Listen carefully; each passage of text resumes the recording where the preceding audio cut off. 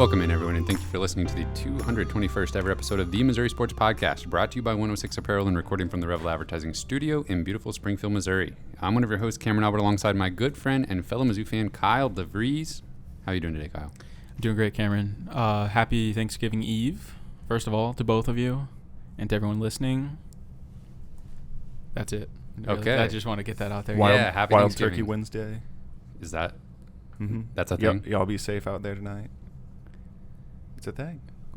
What does that mean? They're hunting the turkeys tonight? A lot of stray bullets just going around? No, like the beverage, Wild turkey. Oh. Bourbon? Yes. Mhm. Actually, my car was totaled a couple years ago on Wild Wednesday or whatever you just called it. Wild Turkey Wednesday. Yes. It's like a heavy drinking night event. Yeah. How did that relate to the My car total? was parked outside of my Mhm. in-laws' home, and someone ran into it on the way home because they And were you drunk. think they were? Oh, you know they 100%. were. Oh, they had a little too much of that wild turkey. Absolutely. Wow. Well, stay safe out there, everyone. Yeah. Don't overindulge. Absolutely. You can overindulge, just don't drive. Drink responsibly. Yes. What have you guys been up to? Watching football? It's been kind of a slow work week for me with Thanksgiving, so that's been kind of nice. I've been chilling, spending some time with the family. How about you guys? Cameron and I are coaching a 4th grade basketball team Oh, nice. this winter. Mm-hmm. And so we had our second practice on Monday. Running sprints. While they dribble, yeah, basically. Dribbling sprints. We are coaching the B team. For some reason, in 4th grade, they already have A and B team. I disagree, but we're just volunteers here. We're just along for the ride. So we had an idea to maybe challenge the A team at some point. Oh, yeah. In a scrimmage. Usurp them. Yeah. As the top team. And then just take their spot. Yeah. All of them. No, not even just take the best players and switch them over. No, we're just gonna beat them. Yep. Yeah. Take the Beat whole them with team. the B team. Well, if anyone's going to do it, it's probably you guys. We're going to give it a try. Appreciate your confidence. What's up in the Mizzou world? Beat New Mexico State. We'll talk about that. We've got a big football game against Arkansas, and basketball plays 3 times before we will record again. So we got a lot to talk about there. They keep doing that. Yeah, these early season games, they just kind of stack them up on us. Before we get into all of it, don't forget to subscribe on YouTube. Leave us a review if you could. And you can support us on Patreon, patreon.com/Missouri Sports Pod. Let's do basketball first. Most recently, the team beat Mississippi Valley State 83-62. That final score, I think, looks a little bit better than the game did in reality. There was some slow time for the Mizzou offense. There was some struggling defensive rotations. We've been talking about that so far pretty much every game this year. But they were able to get it under control. The pressure defense caused some turnovers in the second half, easy run-outs, and the offense got going just enough to put the game away. But it was a little ugly there for a little bit. Yeah, I guess it's good to know that they can play a pretty terrible game, honestly, and still win by 20 plus. But I guess that's what you can do that when you're playing 362nd ranked team in the country. Yeah, it was kind of a struggle. Never really got any flow going, and it was kind of an ugly win. Welcome back, Isaiah Mosley. Yeah, that was good to see. Welcome back to the offense. He, I think, had 18 points. Like that. And I especially liked seeing him. His first 2 made threes of the year were on spot-up, catch-and-shoot opportunities. Yeah. And that's exactly what I said I wanted to see more of last week. And, of course, those are easier shots. Mm-hmm. Yeah, it was good to see him kind of look a little bit more like himself. Just a couple of I'm gonna just do something here. We're kind of struggling on offense. I'm gonna take it upon myself to get us out of the slump. And like I talked about last week, whenever we're playing better opponents, I think we'll continue to see that where it's I'm the best player on this team and I'm gonna shoot us out of this, and he probably will, because he can do that. Yeah, Nick Honor got more of the point guard minutes this week, or in this game, and he finished with 6 assists on the game, as well as 10 points, so he had a good game. Demoy Hodge, 4 of 9 from 3, 18 points total with 6 steals. That definitely got him back in it. But got out-rebounded by Mississippi Valley State, and offensive rebounds State with 15 to Mizzou's 9. So rebounding, going to be an issue. Size, going to be an issue. Yep.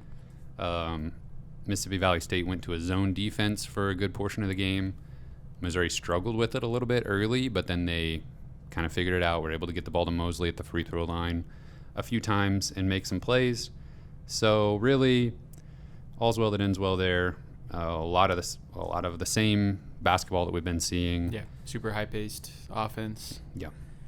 Yeah, I mean, I'm a little concerned for what's gonna happen when we play teams with a lot more length and can bang around down low a little bit more. That's a legitimate concern. But until then, Missouri is dominating, and it's fun to watch. The next opponent at home is Coastal Carolina. They're 189th in KenPom, and they do have some depth and size down low, but they really shouldn't be too much of a threat. They haven't done much this season at all. They've won 2 games against non-D1 opponents and then lost to 316th ranked USC Upstate. And Coastal Carolina is 207th in defensive efficiency, 172nd in offensive efficiency. Nothing too threatening there. They do have some decent size down low, and they play like 5 different 4 and 5 spot players that they kind of just rotate between. They don't shoot a lot of threes, so again, too early in their season to really know what they are at all, but shouldn't be too much of a struggle. I think it'll be pretty similar to the other games that we've seen. Probably some struggles interior defense, probably some struggles on rotations and rebounding, but we'll just be able to go out there and run and score transition baskets. So that was something that Mississippi Valley did a good job in the first half, limiting turnovers leading to transition points for Mizzou. After that, Missouri will play Houston Christian, 335th in KenPom. Houston Baptist. What's it called? Houston Christian. Oh, okay. One of those. Maybe is there a Houston Baptist also? I don't know. Houston. I've got it as Houston Christian. Okay. I'm sure from Houston, Texas. Head coach Ron Cottrell. My app says Houston Baptist, but I'm sure it's the same exact place. I think maybe they changed their name. Maybe so. KenPom has them as Houston Baptist for the last 10 years, and now this year, Houston Christian. Either way, just some nice Christian fellas. I would assume so. Just some good men. They're 335th in KenPom. Not going to be a problem. We're not going to spend any more time on it, unless you really want to, Kyle. I don't. The big game of this early season slate is a road matchup with Wichita State early next week. Wichita State, a top 100 team. It's on the road. It'll be a challenge. They're not bad at all. 52nd in defensive efficiency. They play incredibly slow pace, like 330th in tempo. So that's going to be a clash of styles there.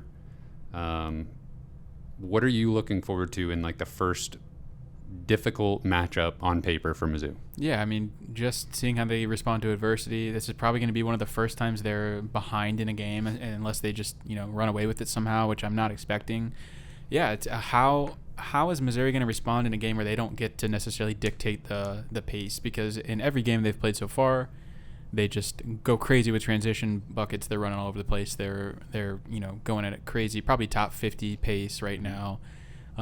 So that's going to be really interesting to see when they're probably forced to slow down what happens. And I don't really know exactly what Wichita State's makeup is as far as kind of their interior presence, but I think the tempo alone could lead to a pretty different looking game than what we've seen Missouri play so far. Yeah, their starter down low is 6'11", 235, a sophomore. Let's see here. Looks like competent shot blocker, but more than anything, just a big body down there who's pretty athletic. But Yeah. so not the post players that we'll see in SEC play, but definitely this size-wise. Yeah. Someone who can get rebounds, though, and Yeah, cause issues. So, definitely. yeah, I think that'll be another thing to watch is just what does Missouri do to get around some of their deficiencies in down low against a competent team. Wichita State has a couple players you may have heard of before, transfers from the SEC. Their best offensive player is a forward named Jaquan Walton, who transferred from Georgia. He's capable three-point shooter. He's 6'7", gets to the free throw line a lot. Just a really efficient player, doesn't turn the ball over, but not incredibly high usage, but he plays a lot of minutes. And then James Rojas, transfer from Alabama, also on the roster, contributing quite a bit as a senior. Something that Wichita State does that I think might pose problems for Mizzou is they pack the paint on defense and basically make you shoot threes over the top. Missouri, in theory, should have enough capable shooters to make that work, but so far, Wichita State opponents, 45% of their shots are from three, and the opponents are not shooting a high percentage either. So, really good defense from Wichita State. Missouri's going to have to make threes, and I'm worried about Box out. Yeah, got to get some rebounds, and there's not going to be very many second chance opportunities unless if we are shooting threes, you're going to have to track down some long rebounds, but I don't know. I'm not super confident on this one. Yeah, totally opposite teams. And for it being the first big challenge for this team, untested so far. Wichita State beat top 80 team Richmond on the road 56-53. Beat Grand Canyon 55-43. Grand Canyon top 100 team. So very different scores than the Mizzou games we've been watching. Yeah, I'm pretty sure Missouri scored 80 plus in almost every game. Yeah. Are we doing predictions here? Yeah, I better make a prediction. Give me a close win for Missouri. Give me 60-58 win. But I wouldn't be surprised though if Missouri just looks totally incompetent. First time on the road against a good opponent, it could be a totally different experience than what we've seen. Yeah, in my head and in the preseason, I kind of was looking at this game against Wichita State and then later in December, game against UCF, and I kind of figured we'd go 1-1 in those two games. Mm-hmm.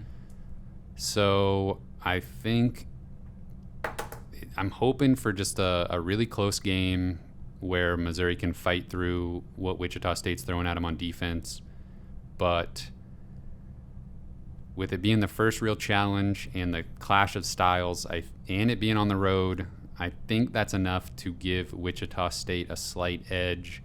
I'm thinking kind of like what you're saying, 3-point game or less. I'm thinking Wichita State 70-68 or something like that. If Missouri can force turnovers and get out in transition and get some easy buckets, make Wichita State feel like they've got to play faster. Yeah, get them kind of into a frantic pace. Speed them up and get this game in the 80s, in 70s, 80s. If this game's played in the 60s, I think Missouri loses.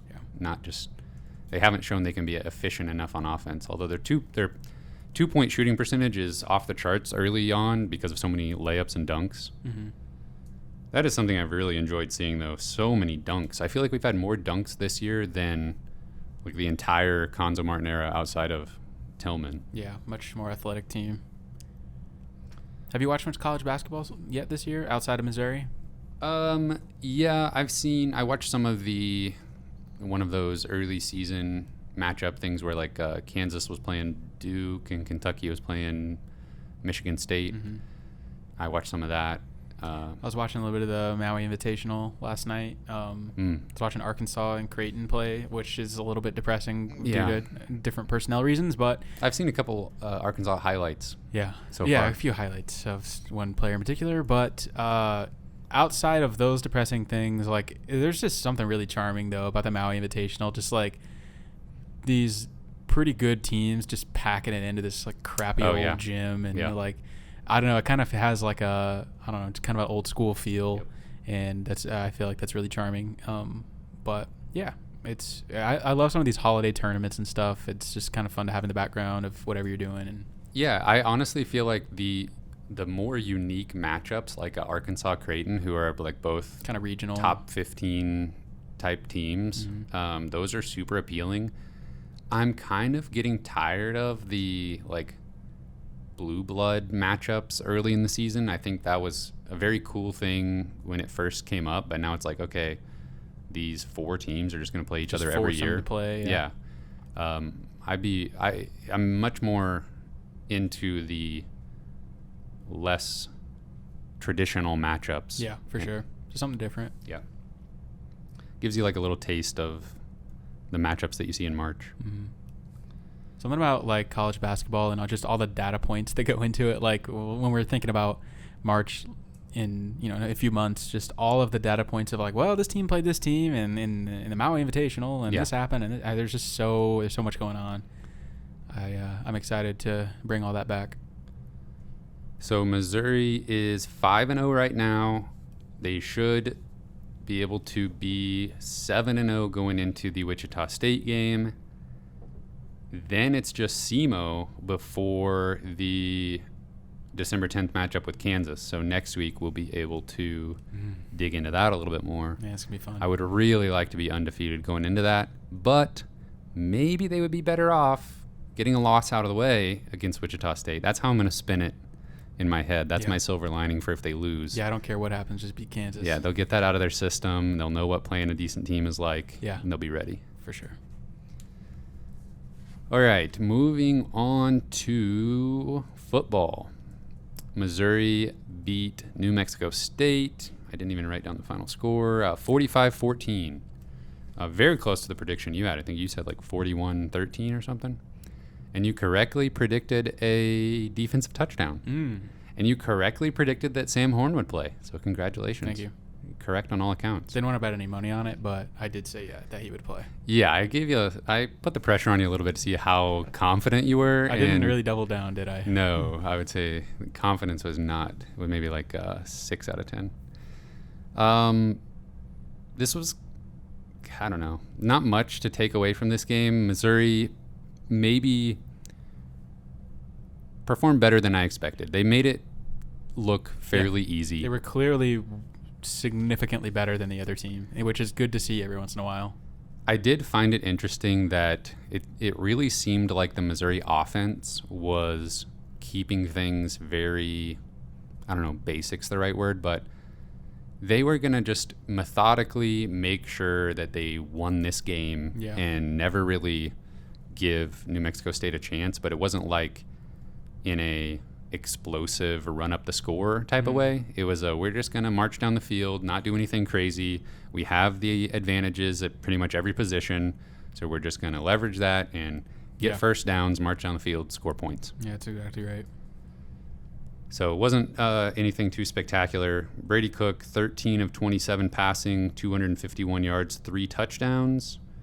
2 of those to Luther Burden. 3 catches for 35 yards, 2 touchdowns. Yeah. One super athletic player jumped over a couple linemen or something to score.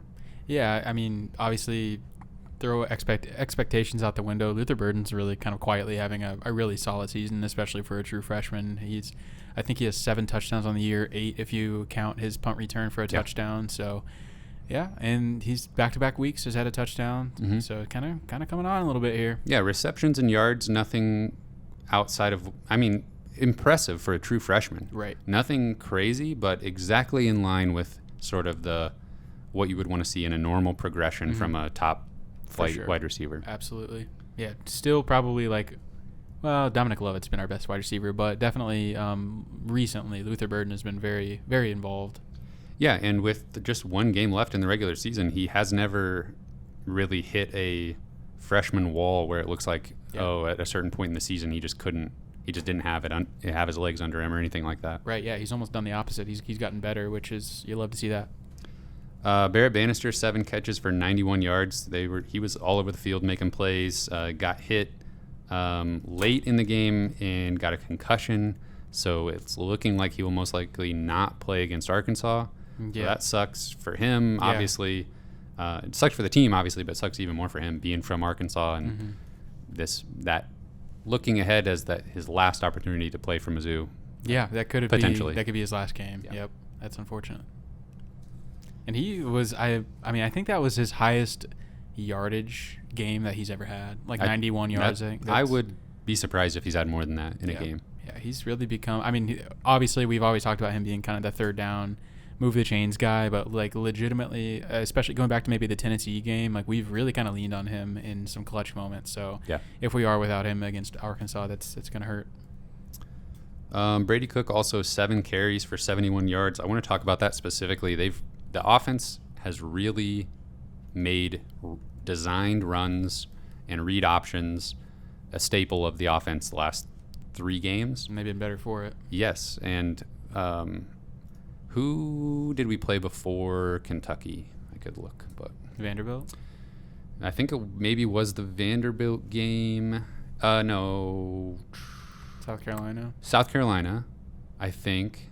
I'm just going to look while I have this in front of me. There was a game where Brady Cook ran more and looked good. Yeah, South Carolina, 11 rushes for 53 yards and a touchdown. Had some really big plays in that one. Kind of sparked the offense by keeping the ball on a read option and scoring at the goal line. Mm-hmm. Then they didn't run at all. Completely backed away from that against Kentucky, and we were sitting here like, that worked. Like, why every read option looking play is just a handoff against Kentucky. Why not make the defense have to defend 2 different players at the same time, like that are both capable of running? I don't understand why you wouldn't be using that all the time.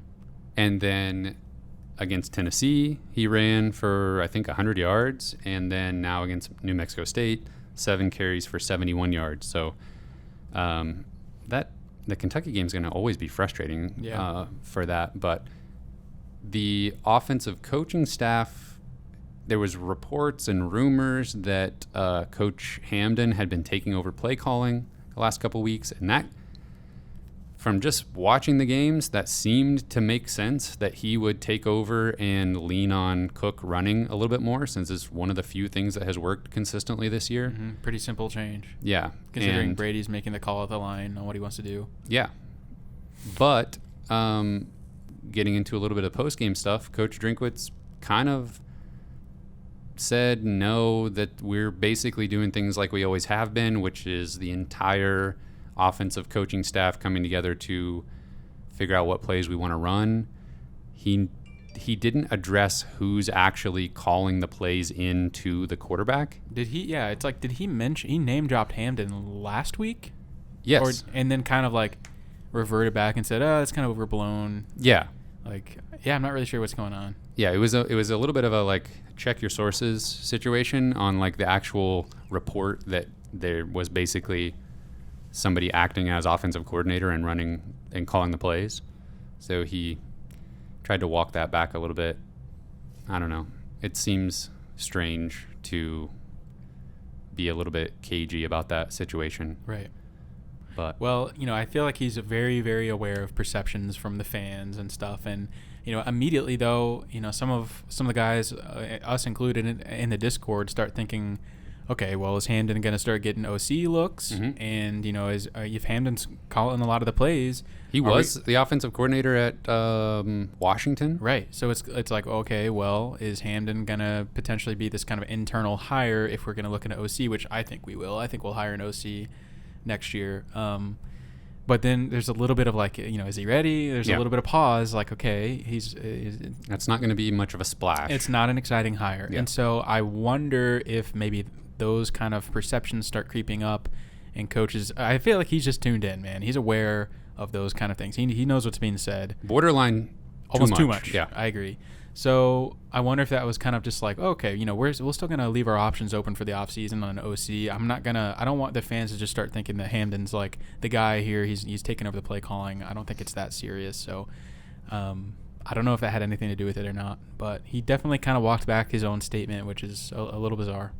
Yeah, it was a little confusing, but I kind of understand not wanting to just like single someone out. Yeah, and to, keep some mystery around your plans to some extent is typical and understandable. What did you think about the quarterback situation after the lead was established and Brady Cook could come out of the game? Man, I was so excited when we kind of started hearing about Sam Horn warming up on the sidelines, and I think there was a Dave Matter tweet that was like, he has taken off his red cap and he's put his helmet on, and I was like, oh, let's go. I was getting so excited, and because we've just been waiting for this moment for a long time, and there's a pretty good chance this guy is our future right here, and so we've been waiting to see him play for a long time. And honestly, maybe we'll go into this in a minute, but I'll just say I was pretty disappointed to see Jack Abraham walking out there after Sam Horn's half of a series, basically. Yeah. Horn threw the ball twice. It was kind of similar to, I don't know, it was pretty spot on with that worst case scenario that we talked about in the preview. But we were imagining him staying in the game after he got a drive. Yeah, I was totally not even remotely considering at all that they were going to take him out after one drive. I just was assuming he would play the rest of the game. With hindsight, it's okay, that was probably Jack Abraham's final college game ever. So, fine. That's fine. But selfishly, as a fan of Mizzou, I wanted to see Sam Horn out there for the rest of the fourth quarter. For sure. Do you think if they made a bowl game that's just kind of some middling, do you think Sam Horn would play the whole game or maybe a half or anything like that? Or do you think they would just try and win? Try and win. Although I don't get it. I don't understand that. I mean, if I'm in Coach Drink's situation there, I'm probably at least playing Sam Horn a half. Yeah. I mean, it's not just for no reason. Yeah. If this guy's really going to come in here and start next year potentially, or has the shot to, you would think you'd want to get him some game action with very little consequence. I feel like that's a bowl game right there, is very little consequence. Especially, I would, before the extension, I would have said he probably, and I can't blame him, you play Brady Cook, try to win the bowl game, because you kind of need something like that going your way, going into negotiations or whatever's to come with the contract situation. Or have a freshman quarterback to sell. Yeah. Well, and again, unless it goes poorly. Again, there's something to be said about not playing Horn so that you can be like, hey, we have this future here. Keep it mysterious. Yeah, you haven't even seen what he can do. Yep. Now, though, post-extension, you're secure. You should be thinking, how, is this bowl win really that important when we could be seeing our freshman quarterback get some playing time, see what he can do? For sure. Well, speaking of Sam Horn, I've, extremely, extremely limited. He threw the ball twice. Yep. He got Barrett Bannister concussed, unfortunately. But all things considered, though, I thought he looked really good just in the couple of throws he made. He did overthrow somebody, I think, but he made a really nice throw that got down to the 2-yard line, and it had to come back because of something completely unrelated to Sam Horn. But just his athleticism and his arm talent is so obvious, and it's something that, no offense to Brady Cook, but he's kind of just a guy athletically comparatively to Sam Horn. When you watch him throw and you see just kind of the ball come out of his hands, it's just it looks really good. People have been saying that all year too. It's when you watch them warm up next to each other, and he throws a really pretty ball. I'm not gonna lie. So he looked better on that little. That looked like a design run for him to go pick up a first down. Yep, a 10-yard rush. Did it totally perfectly. Capable of getting a first down on the ground. Yeah, Brady Cook still looks better running the ball, but I think I had, with not seeing Horn play in a long time, I had kind of thought I was envisioning him as more of this statuesque pocket passer. For sure. And he can definitely, he showed he can pick up first downs with his legs. And that's regardless of, design runs for Brady Cook or whatever. I think we're seeing this in the NFL, and I think this has been the reality in college football for a while. You having a quarterback that can extend plays and knowing when to take off to just go get a first down or go get 6 yards when they're right there in front of you. Having your quarterback end up with like 5 to 10 rushes for 30 to 80 yards is a huge difference maker in games. For sure.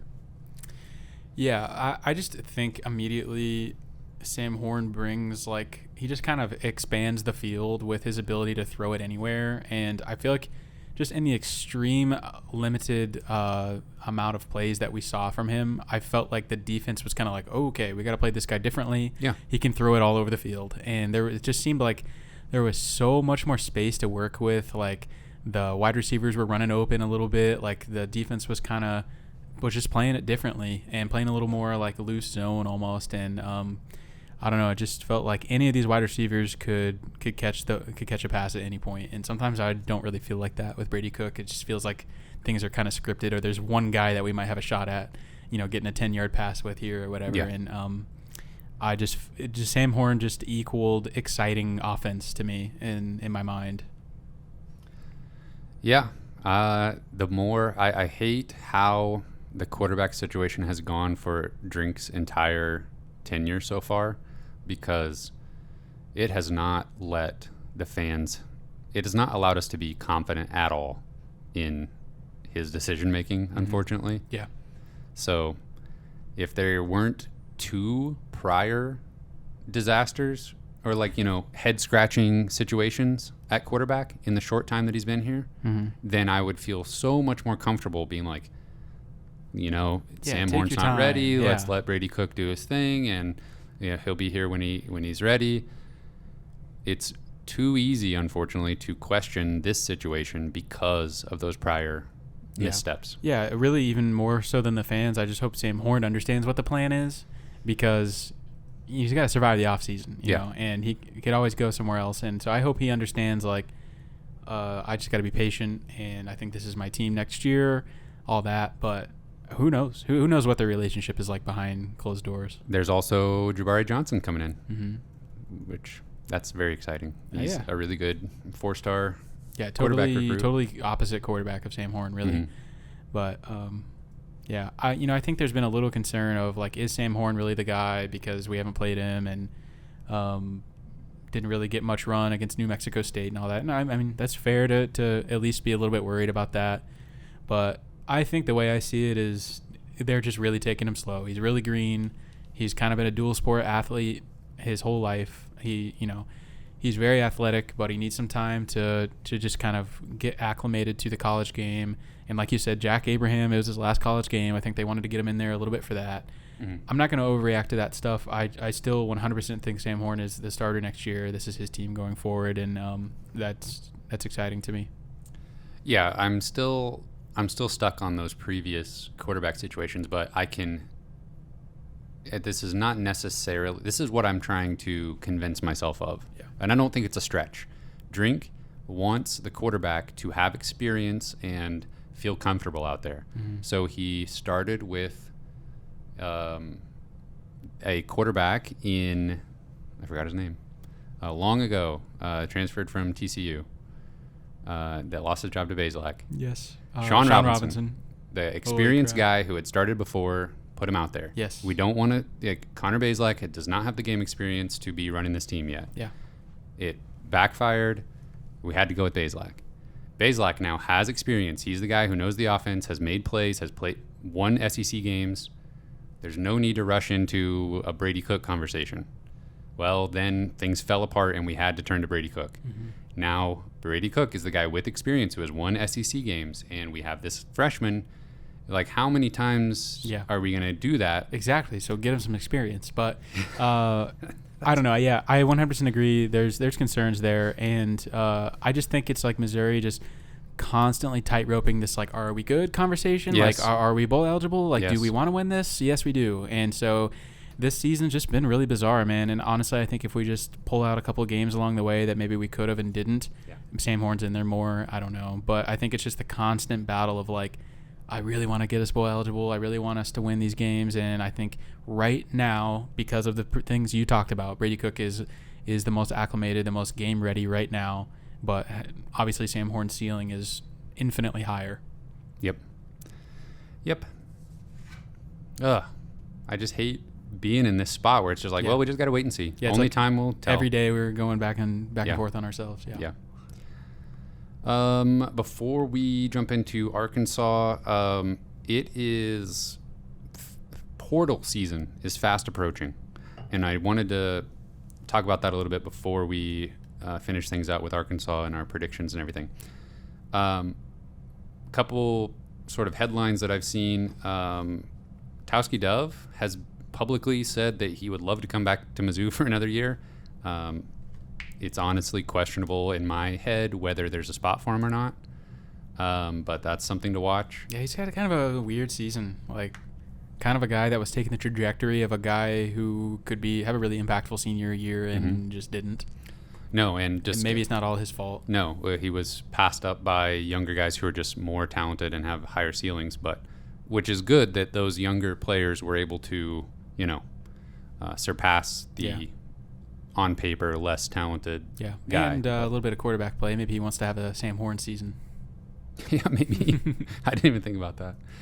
And then, so that's just kind of seeing that statement and realizing there's only one game left, and then it's about to kick off in the biggest way you've ever seen. Yeah, it's going to be wild. It's good to see too. Also, just like locker room, like morale aspect that these seniors, a lot of the guys want to come back, and I think that's a great sign for just things that are going on and their belief in the team moving forward. And that is something, just kind of another really small thing that makes me think like maybe something exciting is kind of on the horizon with a new quarterback and all that stuff. So like that's probably way overreading it, but it seems like guys want to come back for another year. That's a good thing. But yeah, portal season is almost upon us, and I never want football season to end. It seems like it goes by so quickly, but there is something kind of fun about the off season and just some of the personnel changes and all that. Yeah, so Coach Drinkwitz was talking about some of this stuff in his press conference this week, and there were some clips that kind of made their way around the college football Twitter community. But I listened to the whole thing. I honestly didn't, before any clips were circulated, I didn't really see anything in that press conference that was too noteworthy to me. I think he was making some good points, and it all kind of made sense. And I do like how he is willing. He seems hesitant sometimes, but he will go ahead and explain a little bit of the thought process in some of those areas. And he was kind of just talking about how much work is ahead of him after the Arkansas game, and how whatever the date is, December 10th or December 6th or something, everything's just going to go crazy. And he was talking about the, everything from FCS and JUCO transfers to recruiting your own team to not go to other schools, how much work will be going into the next few months on his end. And sounds exhausting, but also fun. From the fan perspective, it is going to be fun. And I feel like every off season now, there's like this calculus being done. Like every departure and addition is where we're trying to figure out, is this a net negative? Is this a net positive? What's this going to mean for next year? And being able to just follow along basically week by week of the players that are in the portal, and it's exciting. Yeah, I mean, every year there's like some familiar names that maybe want to come back home that we don't even know about yet. Yeah. Some of the FCS like Josh Coleman, is that his name? Josh? No, DJ Coleman. Yeah.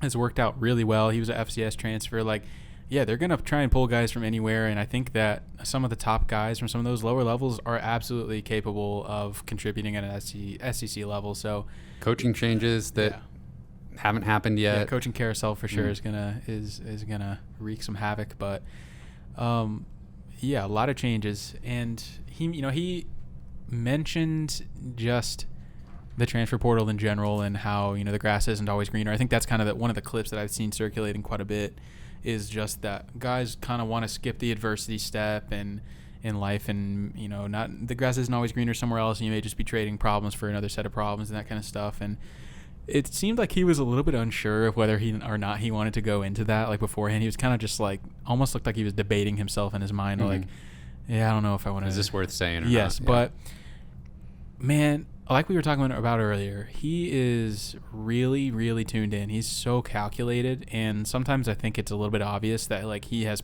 almost planned like this entire speech. But I think that's just what makes him such a good recruiter. That's why he just got extended, 3 weeks ago, is because I think he sells himself so well. He's very well spoken. He's very calculated. He has the answer. He has an answer that he knows he's comfortable with. Yes. To a lot of different questions. And it's easy to get behind what he's talking about. And so it did almost seem like he was already kind of starting to re-recruit his own team, because he knows guys have other opportunities. Mm-hmm. But, it felt like from the heart, but also very rehearsed. And but I thought he made some good points about we just maybe need to stick through the pressure a little longer, try and work through the adversity and the problems instead of leaving and going somewhere else, because you're probably just going to end up some of the same stuff. Yeah, and he was talking about the growth not being linear, and you can't just expect this perfect stair-step progression to a national championship, and yeah, you can't even expect that type of progression to an 8-win season. Yeah, it's going to be sometimes it's 2 steps forward, 1 step back. Mm-hmm. And from an outside perspective, from the fans' perspective, it's really easy to just kind of map out some of those freshmen and guys that aren't contributing this year, like how they can have bigger roles in the future, and that's stuff that we just kind of think about naturally. But if you're actually the guy in the position and you're not getting the playing time you want and you're not being utilized the way you want, it can seem like you just can't see the future. You can't see past the problems. But I don't know. I feel like for a lot of those guys, there's a lot of guys that aren't playing right now that will be in a year or two if they can stick through it. So I hope that they're able to, maintain some of that talent. Yeah, and a lot of times that's not even the players that come to mind. It's not the players that are right there at the front of your mind of a guy that isn't playing right now. Mm-hmm. It's just the football roster is deep, and getting these guys to their junior and senior seasons in this program, it's pivotal, is what makes the difference. Yeah. All right, let's look at Arkansas. Missouri trying to get bowl eligible. Coach Drink said he is not thinking or talking about bowl eligibility at all. I don't know about that, but he said this week is all about a rivalry game. They got a trophy. We want it. Bring the trophy home. Arkansas is 6-5 on the season. I got their schedule here. There were a few notable games. They lost to a pretty terrible Texas A&M team early in the season. They started out with 3 wins against Cincinnati, South Carolina, and Missouri State. Very close game against Missouri State. Then they lost 3 in a row to Texas A&M, Alabama, and Mississippi State. Then they beat BYU and Auburn. And then they lost to Liberty. And they lost to LSU. And then most recently, they upset Ole Miss. They destroyed Ole Miss. Yes. Yeah, Arkansas has had a really bizarre season, like totally just a roller coaster. And that's going to make Friday's game really, really hard to predict, because it just kind of depends on what Arkansas team shows up. And they just got their bowl eligibility, so maybe they're not fighting for that anymore. And it would have been fun to have both yes. those teams sitting there with 5 wins. Winner goes to a bowl. 100%. But I'm also okay with them yeah. not thinking about that. I'll take it. Yeah, I don't know if it was just like I don't know what happened to Ole Miss, man. I don't know if they just thought their coach was leaving them or something and they just gave up or what. And I mean, that could still happen. Lane Kiffin could still go somewhere else. But well, he's been pretty adamant that he's not going anywhere. Yeah. We've seen that before. Yes, we have. I feel like we've probably seen that from him before. Probably. Yeah, what kind of Arkansas team is going to show up here? I mean, it looks like they have not ever, so far this season, they have not only won 1 game in a row. Mm-hmm. They've always stacked wins. So they're coming off a win against Ole Miss. KJ Jefferson's back. KJ Jefferson is very good, and he's healthy. He's got over 2,000 passing yards and almost 500 rushing yards on the season. 26 total touchdowns with only 3 interceptions. Yeah, he's kind of a tank, man. If he gets out in space, it's like, I don't really want to tackle this guy. Yeah, and he can make all the throws, extend plays. If you could have KJ Jefferson as your team's quarterback in college football, there's not a lot of guys there's not a lot of guys I would take. Just if you could just have him every single year, your team would be set. You take it. Yeah. Then they've got running back Raheem Sanders. He's got 1,300 yards on the season and 10 touchdowns. So their offense can move the ball. Oh, yeah. They've got their running backs, 5 different guys that can catch the ball, several out of the backfield. For sure. Yeah, their wide receivers are kind of pedestrian, but yeah, Rocket Sanders is man, he's fun to watch. Yeah. He's electric. Yeah. So just those two, between read option plays or just traditional pitch options where you got to focus on both of these guys, I think it'll push Missouri's defense a little bit.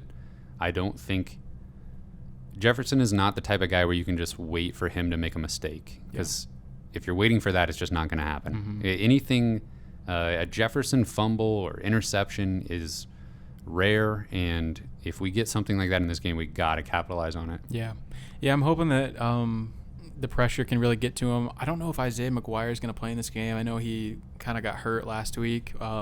I think he was maybe trending towards being able to play this week, but we could really use him. And that, I think that, like most games we play in, that's going to be the strength, is that the pressure on the quarterback, and I think that's going to be important. Defensively for Arkansas, one last thing on offense, obviously, with Sam Pittman, they always have a good offensive line, even if they're not, otherworldly. They're still going to be solid, very well coached, fundamentally sound. So it will still be a bit of a challenge for Missouri's defensive line, I think. Defensively, Arkansas 13th in the SEC in points per game allowed and 13th in yards per game allowed. So definitely some vulnerability there. And it's pretty much I can't remember the numbers exactly, but they give up well over 100 yards per game rushing and well over 200 yards, bordering 300 yards per game passing. So this is not Barry Odom's best defense by far, and it sounds like there's a decent chance that Bumper Poole might not play their eighth year starting linebacker. I was about to say, he has been there for what seems like a decade, and he's really good. But I mean, Arkansas is going to be vulnerable. It's kind of like one of those things where it's I don't know if Missouri can take advantage even of a struggling SEC defense. But we get to these end of the year games, it's obviously kind of a grind, and the season's wrapping up, and you've got bowl eligibility. It kind of just is almost the most important factor is how bad do we want to play? How bad do we want to win this game? I do think there's going to be some motivation to want to beat Missouri, just with kind of the rivalry that they've established a little bit. But hopefully there's a little bit of just fatigue, and Missouri can have their way on offense a little bit. Yeah, I'm wanting to look back at last year's schedule real quick, because 2 years ago, in the COVID season, there was a little bit of Missouri falling apart at the end. I remember the Mississippi State game. Yeah. It was kind of a weird one. Last year, Missouri was coming off a win, 2 home wins, South Carolina and then overtime against Florida, before losing to Arkansas 34-17. Yeah. So, and it felt less competitive than that score says, honestly. Yeah. I'm just trying to think. I feel like this team, the Mizzou team, will be up for this game. I don't think we'll see a late season letdown. Exactly. That is one thing about Brady Cook is they're never gonna have any instances of them not trying. I don't think. I do think he is a good leader in that way, where he gets the guys pumped up, and obviously he's always ready to go. Absolutely. You love that about him. Yeah. I'm feeling like Missouri will move the ball okay in this game. Arkansas's defense doesn't scare me too much. We have to. I mean, classic story. We got to avoid turnovers. But Brady Cook's been doing a pretty good job on that front lately. Yeah. The offense has been a lot better the last probably 2 or 3 games. I would like to see more Lovett. He's been a little bit quiet recently. Yeah, we're gonna have to if Barrett Bannister's not playing. Lovett and Burden are gonna have big games. Honestly, Dove might fill in for kind of that Bannister role a little bit, kind of just the third down chain mover guy. Yeah. One thing that we didn't mention in the New Mexico State game was touchdown catch, first of his career for Ryan Horstkamp. Yes. Yeah, that's one thing I love about those games kind of late in the year where it's against nobody is like I want to see the young guys get in there. That was good to see him get a big play. Lots of young players on defense were getting rotated in as well. Mm-hmm. Okay, this Arkansas game, man, I really want this to be a win. I'm not super confident in Missouri's offense still. And I feel like this might be relatively high scoring for a Mizzou game. Could be. Do you have a number in your head? I'll throw something out. Okay. I think Missouri knows what they got to do. I think they want to keep playing, and they're going to beat Arkansas 34-31. Okay. On a Mevis game-winning field goal. Oh, my goodness. How many times have we said that this year? 0. I think it's usually me saying that, and I'm wrong. So maybe you'll get it. Yeah, I wrote down Mizzou 29-27. You love those weird numbers that they'll never get to. 29 is not a weird number, is it? Is that a weird number, Cameron? I think it'd take like 4 field goals maybe. I could do that. Yeah. Will they? I don't know. 4. One of these days, you're going to get it right. 29-27. Okay. Should I said did you say 28-27? Missouri win? Yeah. Oh, let's go. Missouri win by 2. Maybe 28-27. Maybe 1 point win. What does this look like? I don't think there's any chance Missouri just runs away with it. They don't have the offense to do it. No. Yeah, I think there's a better chance they get blown out than run away with it. What does that look like? Like Brady Cook self-destructing and turning the ball over in a Tennessee light performance from the defense? No Barrett Bannister. Terrible third down conversions. Yeah. Bottled up in the run game. Yeah. I still think Missouri's defense keeps them in the game to some extent. Yeah, we could have a little bit of a hangover from that Tennessee second half. If we see that defense, it's not going to be a close game. No, as long as if Missouri's offense can keep it competitive in the first half, then I think the defense will be there when they need them.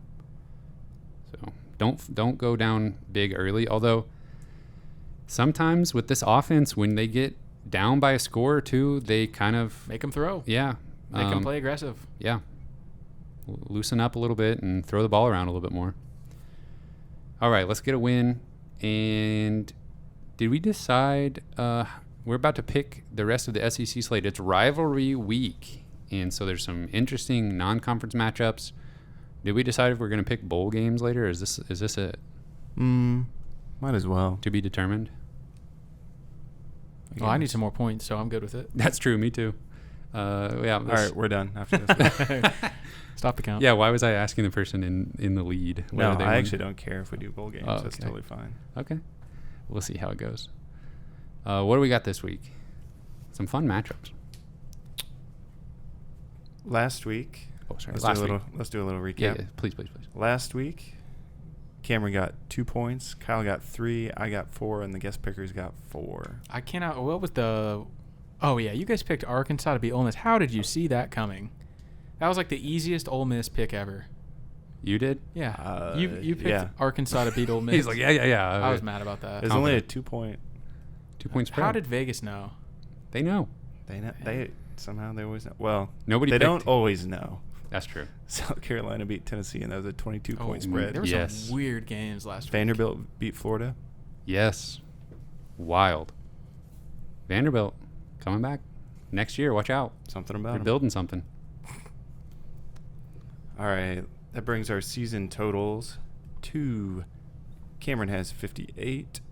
Guest pickers have 65. Kyle has 69. And I have 74. Okay. Not real close. No. It's disappointing. Our first game this week is Mississippi State at number 20, Ole Miss. Ole Miss is a 2-point favorite. Egg Bowl. Ole Miss is still favored after that atrocity from last week. They're ranked, dude. That's true. Got a number next to the name. That means they're good. Yeah, give me Mississippi State. Give me the upset. Same. Dang it. Who's our guest picker? Britt. Britt. What did he pick? I don't know. I didn't write it down. I got it on my phone. No, I'll pull it up. I got it. Oh, okay. You got you covered. Don't Don't worry worry. about it. Okay. He picked Mississippi State. Okay, I'll pick the not them. I might have to change. I'll take Ole Miss. Yeah, I got to switch. Give me Ole Miss. Mm. I don't like that. But it's the Egg Bowl. They'll get up for it, right? Oh, yeah. They're back. Well, and, there was that uncertainty you were talking about with Kiffin, it's all but good he's now. solidified. He's Absolutely. Give me Ole Miss. Miss. He's at Ole Miss for the next 50 years. All right, Florida at number 16, Florida State. 16 Florida State. Wow. Florida State is a 9.5-point favorite. Mike Norvell making it happen. I am last in the standings, so I get to pick last. I just All decided. right, I'll take Florida State. Yeah, I got to go Florida State. Where's it being played? Florida State. And Britt picks. Florida State. Let's go Gators. Yeah. Just literally picking every game against your will, against what you really want to happen. I might as well at this point. Yeah. Should have done it from the beginning, probably. Next up is Georgia Tech at number 1, Georgia. Georgia's a 35.5-point favorite. Sounds good. I'll take Georgia. Mm-hmm. Triple option though. Yeah. It's Something about it. Doesn't work. Everybody on Georgia. if you need if you're desperate for 6 to 8 wins every year, though. You're desperate for mediocrity. Yeah. If you never want to. If you just want to zig when everyone else is going to zag, you just run the triple option. True. South Carolina at number 8, Clemson. Clemson is a 14.5-point favorite. Clemson's This can be fun. A little fraudulent for how highly ranked they are. Like they've been in the playoff conversation all year, and they suck. But they got to play NC State every week, or Duke, Pittsburgh. They got to. That's a terrible conference. Yeah, that's worse than Clemson to the SEC. How about Clemson and Florida State? You want that? Clemson and Florida State, bring them in. Super conference, 16 teams. Stop. Give me Clemson though. South Carolina, Did Britt pick South Carolina by chance? No. I'll take South Carolina. Oh my!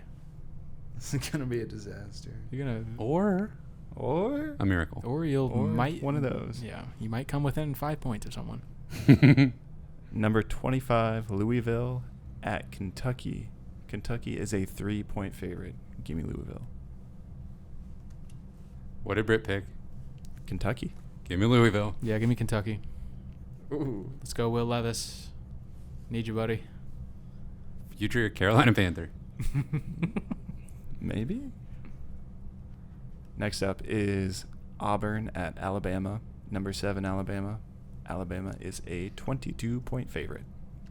Pop quiz producer Cameron, what's the name of the Alabama-Auburn rivalry? Iron something? Iron Bowl. something? Ironsides. Iron Bowl. You got it. Ironsides Bowl. I'll take Alabama. Iron Curtain. Yeah, I'll take Alabama. Alabama all around. Can't fade that one. 22-point favorite, though. Last week we had one of those that didn't go well, so That's true. think about it. That's crazy. Think about it. Tennessee, Hendon Hooker towards ACL. Yeah.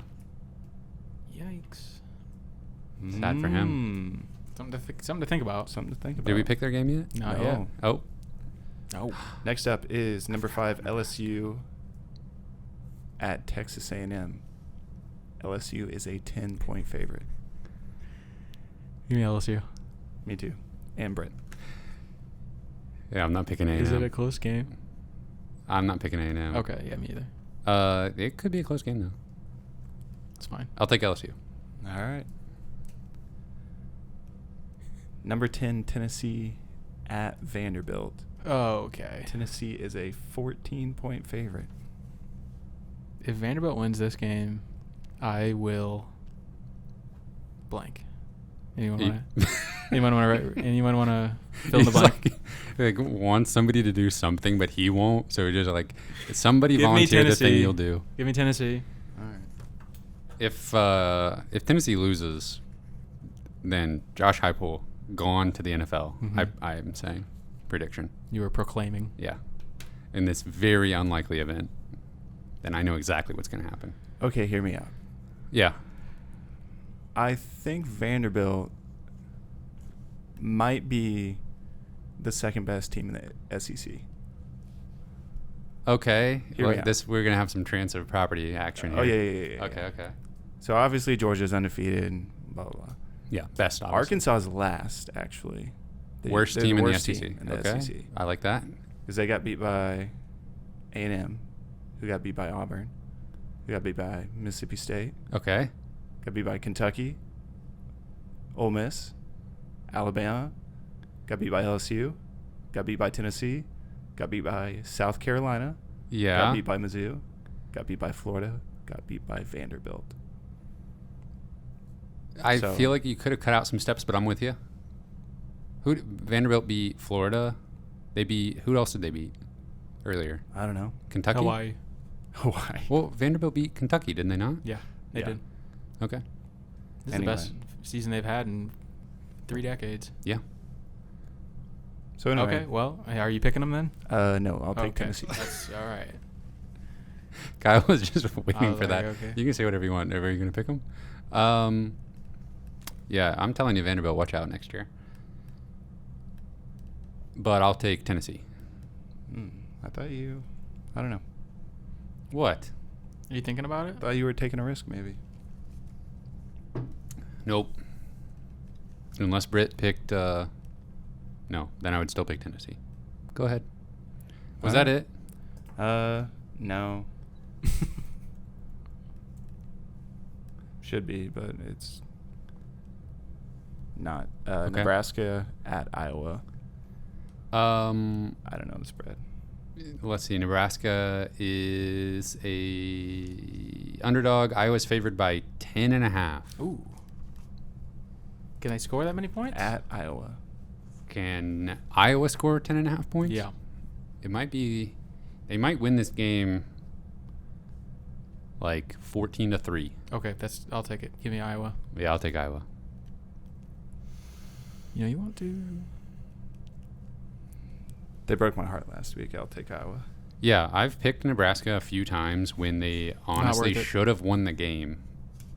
Yeah, like losing by 1 point to Wisconsin. Pitiful. I'll never do it again. In the fourth quarter. Yeah. They suck. Britt did not pick that game because we didn't give it to him, Yep. but we'll have him do it. We'll reach out. Yep. Perfect. See you on the gridiron. Good luck to everyone, except not any of you. Just good luck to me, I say. Anything else this week? This is gonna be a good game, I Yeah. think. I hate think Arkansas. I think both teams are gonna perform pretty well. We're gonna need to make something happen. Like we're gonna need like a punt return, sets us up at the Fake 5-yard punt? line or something. No fake punts this year. No. No like special teams trickery. I'm okay with that. Okay. That No, especially after seeing that, the Tyler making stuff. Yeah. Tyler It's like- making fake. Tyler making me crazy when he goes out there for that play.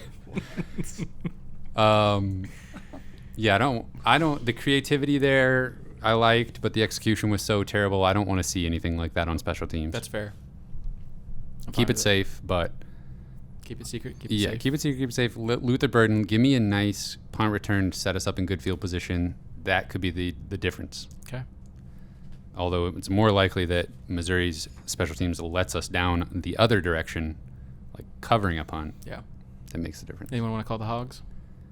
No. That's the worst thing I've ever heard in my life. It is. It's truly the worst thing in sports. The worst, worse than the actual sporting part of it that they do in the stadium is actual hog calling competitions. Yeah. That they apparently do in at the Arkansas State Fair. Yeah. Yeah, it's a well-educated group of folks. I mean, I don't want any part of it. I'm scared. Mizzou by 50. Yeah. Oh, okay. Special thank you to our Patreon supporters at the $10 level and above: Britt, Treese, Brian Smith, Ryan Demore, Tristan, Ben Smith, Parker, Daddy JD, Luis Hernandez, Tim Keens, Tyler Harsel, Brandon Groffalo, Brandon Hanks. Thank you. Thank you, gentlemen. You can find this podcast on Spotify, Apple Podcasts, and Google Podcasts. We're on Twitter at Mizzou Sports Pod, and you can email us at MissouriSportsPod@gmail.com.